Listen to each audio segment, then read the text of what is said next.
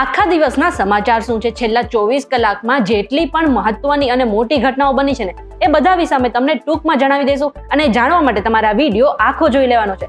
અને શરૂઆત હું તમને એક પ્રશ્ન પૂછવાથી કરું કે શું તમારી પાસે હેલ્મેટ છે, અને જો નથી તો તમે આજે જ જઈને હેલ્મેટ લઈ આવજો, કારણ કે આખા ગુજરાતમાં હેલ્મેટ ચેકિંગની જે શરૂઆત છે એ થઈ ગઈ છે. અને ખાસ કરીને સરકારી કર્મચારી અને જો તમે સરકારી કચેરીની બહાર કોઈ પણ કામ કરવા માટે કે અરજદાર તરીકે જાઓ છો ને તો પોલીસ તમને પણ પકડી શકે છે. ડીજીપીના આદેશ બાદ રાજકોટમાં સરકારી કચેરીઓમાં ચેકિંગ થઈ ગયું છે અને પોલીસ કમિશનર કચેરીએ અરજદારો અને સરકારી કર્મચારીઓને દંડ પણ ફટકાર્યો છે. એટલું જ નહીં, અમદાવાદના લાલ દરવાજામાં બહુમાળી ભવન બહાર પણ પોલીસની ડ્રાઈવ શરૂ થઈ ગઈ છે અને હેલ્મેટ પહેર્યા વગર આવતા સરકારી કર્મચારી સામે કાર્યવાહી પણ શરૂ કરી દીધી છે. જે લોકો હેલ્મેટ પહેરીને નથી આવતા અથવા તો જે લોકો ગાડીમાં સીટ બેલ્ટ નથી બાંધતા ને તેમની સામે કાર્યવાહી કરવામાં આવે છે અને તેમને મેમો પણ ફટકારવામાં આવે છે.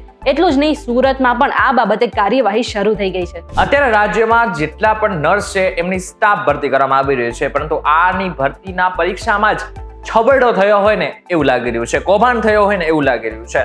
કારણ કે જે આન્સર કી છે ને એમાં જેવી રીતના આન્સર બતાવવામાં આવ્યો છે એ પ્રમાણે આન્સર બધા ABCD આ જ પ્રમાણે બધા છે. એટલે પ્રશ્ન થાય છે કે શું આ મોટું એક કૌભાંડ છે કે શું? સમગ્ર ઘટનાને લઈને GTUના રજિસ્ટર્ડ ડોક્ટર KN ખેરનો મોટો ખુલાસો સામે આવ્યો છે, જેમાં પેપર સેટ કરનાર સિક્વન્સ સેટ કરવાનું ભૂલી ગયા હોવાનો GTUના રજિસ્ટ્રારે ખુલાસો કર્યો છે. ત્યારે પ્રશ્ન એમ થાય છે કે ક્યાં સુધી ગુજરાતમાં આવા પરીક્ષાને લઈને છબરડા ચાલુ રહેશે? ગુજરાતમાં અત્યારે જો કોઈ વ્યક્તિ ટ્રેન્ડિંગમાં હોય તો એ છે માયાભાઈ આહિર. ગઈકાલે ડાયરામાં અચાનક જ તેમની તબિયત લથડી હતી અને આને કારણે તેમને હોસ્પિટલ પણ લઈ જવામાં આવ્યા હતા. હવે તેમની તબિયત પર ડોક્ટરે મોટો ખુલાસો કર્યો છે કે હોસ્પિટલ આવ્યા ત્યારે તેમની જે હાલત હતી એ ઘણી ક્રિટિકલ હતી અને ગઈકાલે રાત્રે જ તેમની એન્જિયોપ્લાસ્ટી કરીને સ્ટેન્ડ પણ મૂકી દેવામાં આવ્યું છે. જો કે અત્યારે તેમની તબિયત ઘણી સ્થિર છે અને તેમની તબિયતમાં સુધારો પણ થઈ રહ્યો છે. અત્યારે રાજ્યમાં તમે ચોક્કસથી એક નામ સાંભળતા હશો અને એ છે વરઘોડો. કંઈક થાય એટલે પોલીસ વરઘોડો કાઢી નાખે. જો કે પછી પોલીસ કમિશનરને આવીને કહેવું પડે છે કે વરઘોડો શબ્દ અમે બોલતા જ નથી. અને બીજી બાજુ રાજ્યના ગૃહમંત્રી વરઘોડા શબ્દનો ખુલ્લેઆમ પ્રયોગ કરે છે. ત્યારે હવે સુરતના કમિશનરને માનવ અધિકાર પંચની એક નોટિસ આવી છે. જે આ નોટિસ મોકલી છે એનો 30 દિવસની અંદર સુરતના CPને જવાબ આપવાનો રહેશે.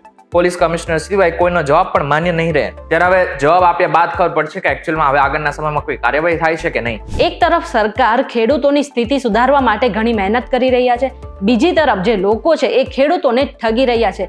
કારણ કે રાજકોટમાંથી એક એવો કિસ્સો સામે આવ્યો છે જ્યાં ખેડૂતોએ જે ખાતર લીધું હતું ને તેમાંથી પથ્થર નીકળ્યા હતા. રાજકોટ જિલ્લાના ધોરાજીમાં DAP ખાતરમાંથી પથ્થર નીકળવાનો કિસ્સો સામે આવ્યો છે. ખેડૂતે વાવેતરમાં નાખવા લીધેલા DAP ખાતરમાંથી પથ્થર નીકળતા ખેડૂતે તેનો વિડીયો બનાવીને સોશિયલ મીડિયા પર વાયરલ પણ કર્યો છે. અગાઉ પણ જામકંડોરણાના ખેડૂતને ખરીદેલા DAP ખાતરમાંથી પથ્થરો નીકળ્યા હતા. આ ખેડૂતે વિડીયો વાયરલ કરીને ગુજરાતના કૃષિ મંત્રીને વિનંતી પણ કરી છે કે ખાતરમાં ભેળસેળ કરનાર લોકો સામે કાયદેસરની કાર્યવાહી કરવામાં આવે. ખેડૂતનું કહેવું છે કે તેમને ધોરાજીના સરદાર ડેપોમાંથી આજે DAP ખાતર છે તે ખરીદ્યું હતું.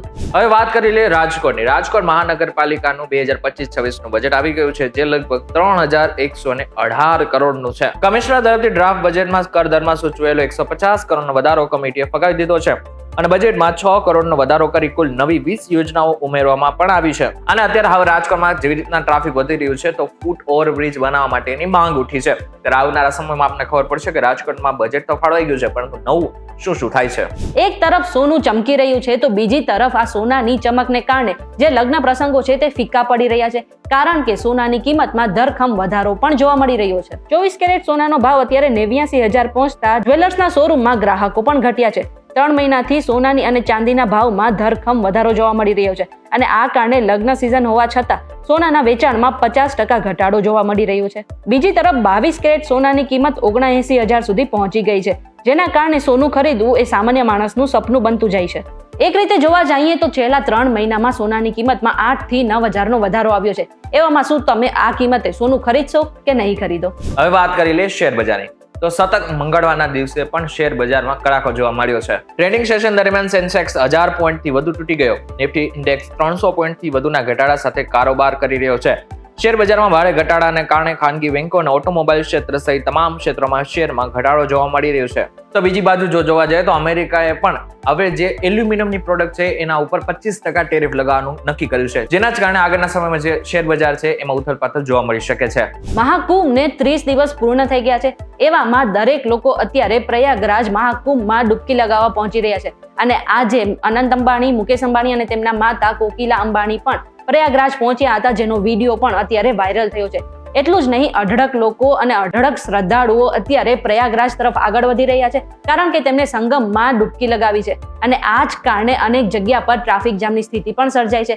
એવામાં આટલા બધા લોકો એક સાથે મહાકુંભ ના પહોંચે અને ભીડ ના થાય એ માટે જે પ્રવાસીઓ છે, જે શ્રદ્ધાળુઓ છે, એ તેમની પાસે આવેલા અયોધ્યા પણ જઈ રહ્યા છે.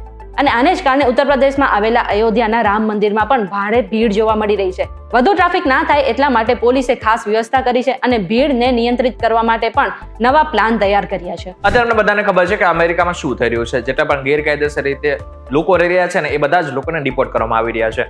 એમાં પણ ખાસ કરીને જે ભારતીયો છે એ ટાર્ગેટ ઉપર આવી ગયા છે. પરંતુ હવે ના માત્ર અમેરિકામાં પરંતુ બ્રિટનમાં પણ આ જ થઈ રહ્યું છે. બ્રિટનમાં પણ જેટલા પણ લોકો ગેરકાયદેસર રીતે રહી રહ્યા છે અને ખાસ કરીને જે ભારતીયો રહી રહ્યા છે એ બધા જ લોકોને ડિપોર્ટ કરવાની તૈયારી શરૂ કરી દેવામાં આવી છે. બ્રિટનમાં લેબર પાર્ટી સત્તામાં આવેલ ત્યારથી લગભગ 19,000 ગેરકાયદેસર ઇમિગ્રન્ટ્સ અને ગુનેગારોને દેશમાંથી હાંકી કાઢવામાં આવ્યા છે. આ લોકોને ડિપોર્ટ કરવાનો એક વિડીયો પણ બ્રિટિશ સરકાર દ્વારા બહાર પાડવામાં આવ્યો છે. અને એવું પણ માનવામાં આવી રહ્યું છે કે ટૂંક સમયની અંદર ભારતના જેટલા પણ લોકો ખાસ કરીને ત્યાં ગેરકાયદેસર રીતે રહી રહ્યા છે બધા જ લોકોને ડિપોર્ટ કરવામાં આવી શકે છે.